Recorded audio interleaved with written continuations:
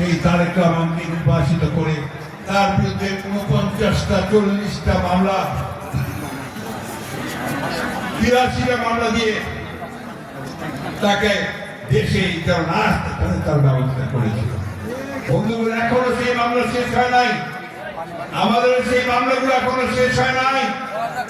আমরা এখনো কোর্টে যাই, আমাদেরকে হাজিরা দিতে হয়। এটা তো কথা ছিল না।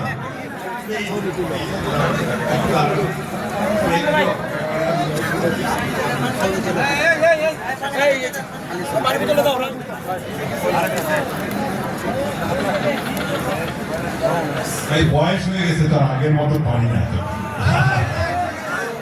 ভাই শোনেন, আমি কথাগুলো বলছি এই জন্য যে আপনাদের বুঝতে হবে যে আমরা কি ত্যাগ স্বীকার করে, কত জ্বালা যন্ত্রণা অত্যাচার নির্যাতন সহ্য করে আজকে এই জায়গায় এসেছি। আমরাই আমাদের নেতা, তাই না? গণতন্ত্রের জন্য যদি কোনো আপোষ করেন নাই, বারবার চেষ্টা করা হয়েছে বিএনপিকে ভেঙে ফেলা, লোককে ভাগিয়ে নিয়ে যাওয়ার চেষ্টা করছে না, বহু চেষ্টা হয়েছে। একমাত্র যে ওই ব্যারিস্টার সাজান ওমর ছাড়া আর কাউকে নিতে পারে না।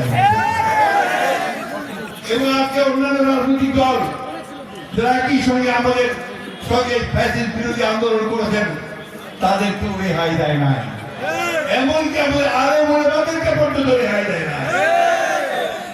আমরা ভুলে যাই নাই সেই শাপলা চত্বরে আমাদের আলেমদেরকে, এতিমদেরকে নির্বিচারে হত্যা করার কথা আমরা ভুলে যাই নাই। আমরা ভুলে যাই নাই জামাত ইসলামের নেতাদেরকে ফাঁসি দেওয়া।